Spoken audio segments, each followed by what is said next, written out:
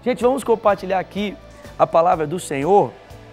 Queria convidar você a abrir comigo a sua Bíblia no Evangelho de Marcos, no capítulo de número 5, a partir do versículo de número 1.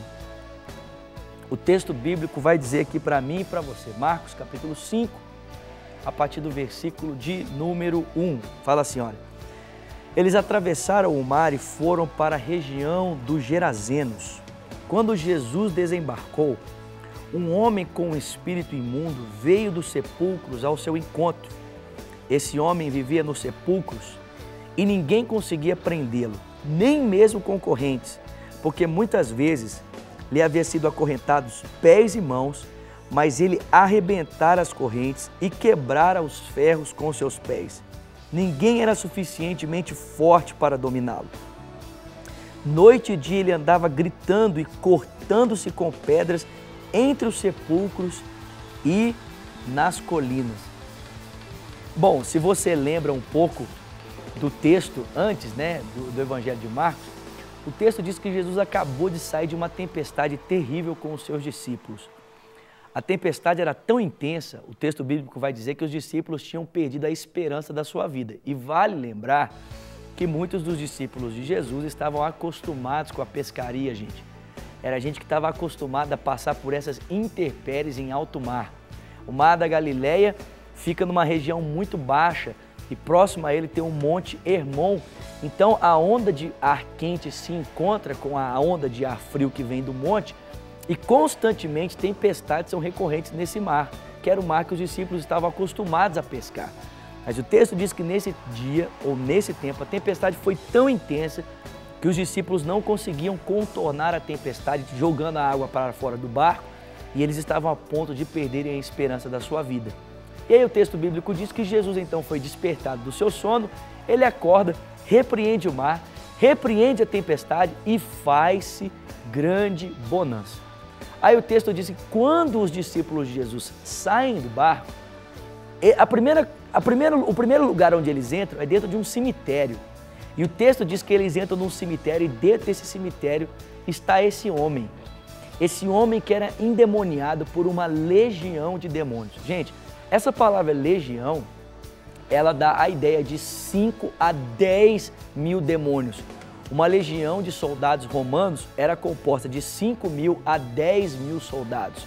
Quando Marcos usa essa expressão legião aqui, que era bem típica dos romanos, que é o público original a quem Marcos direciona esse evangelho, ele está dizendo que esse homem era possesso de 5, de 10 mil demônios. Tente imaginar isso. E o texto diz que a força dos demônios era tão grande na vida desse homem que ninguém conseguia dominar. Ninguém. Sabe o que é ninguém? O texto bíblico diz que a sociedade civil tentou contornar isso e não conseguiu. O texto diz que homens tentaram acorrentar ele e não foi possível. E o texto diz que qualquer pessoa que ia na direção desse homem para tentar pará-lo, ele o vencia facilmente por causa dessa legião de demônios que estava sobre esse homem. O que a gente pode aprender aqui? A gente pode aprender que existem situações na nossa vida que a força humana não pode resolver. Existem situações na nossa vida que a sociedade civil não pode resolver. Existem problemas na nossa vida que o encarceramento não pode resolver.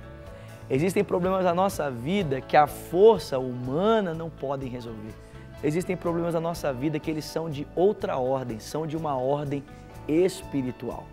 E esses problemas que são de ordem espiritual só podem ser vencidos pelo poder e pela autoridade do nome de Jesus. Gente, o texto deixa bem claro que o problema desse homem era demoníaco. O problema desse homem eram demônios. E às vezes nós estamos passando por situações e por lutas na nossa vida que são de ordem espiritual. Paulo diz, gente, em Efésios, no capítulo 6, a partir do versículo 10, que nós devemos nos fortalecer no Senhor e no seu forte poder e a gente deve se revestir da armadura de Deus para estar firme contra as ciladas do diabo. Porque a nossa luta não é contra a carne, ela não é contra o sangue, ela é contra principados e potestades. Então existem lutas que nós estamos passando que não tem a ver com pessoas, existem lutas que nós estamos passando que tem a ver com demônios. E não adianta tentar exercer a força, não adianta tentar recorrer às pessoas, não adianta pensar que são correntes que irão resolver esse problema. Não, existem problemas que são de ordem espiritual. A mesma coisa acontece no nosso país, gente, no Brasil. Você acha que todo o problema que acontece na nossa nação, ele é apenas de ordem política, de ordem econômica, de ordem social?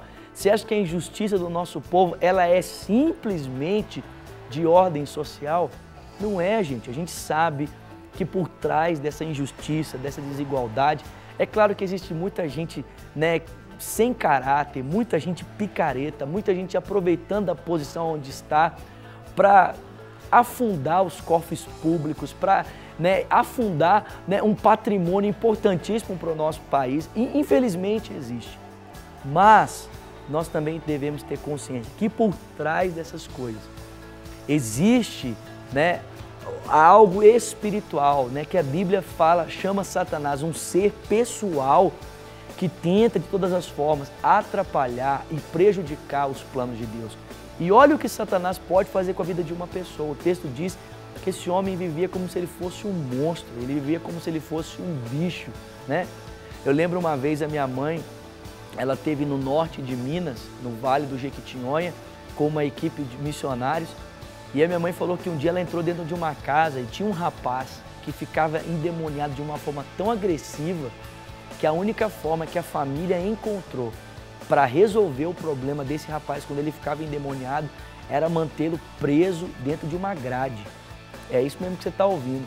O rapaz ficava preso dentro de uma grade e a mãe dele vivia com ele dentro de casa, trancado numa grade, como se fosse uma cela, devido à violência que esse jovem manifestava quando ele ficava possesso de um espírito maligno.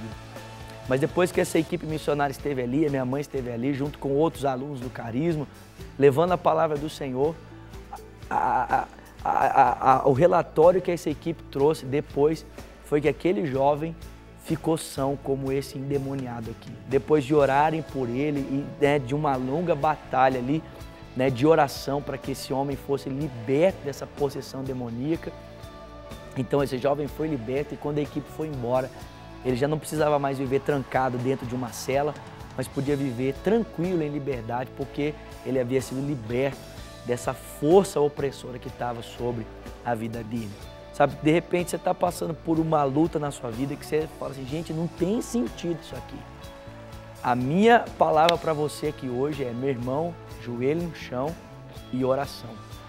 Dobre o seu joelho na sua casa, pague um preço de oração.